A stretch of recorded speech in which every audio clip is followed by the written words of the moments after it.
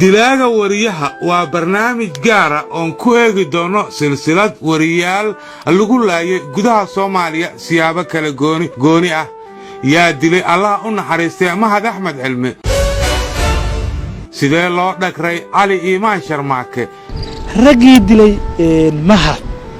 goobtan isku aragnay masaajidka iyagoo damacoodu yahay in Ali Iimaan goobta ay ku dilaan yaa ka dambeeyay dilkii Saciid Tahlil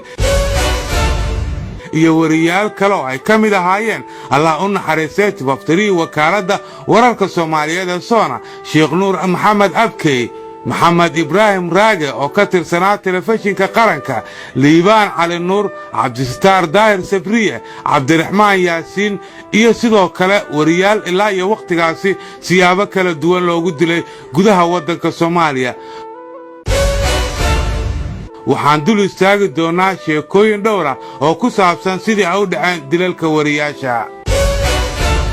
gabadha Carbeed cawradeeda banaysa waa adiga calmaday iyo TV-ga caasha galiye ma Soomaalida la colowdo codkooda ku dhibay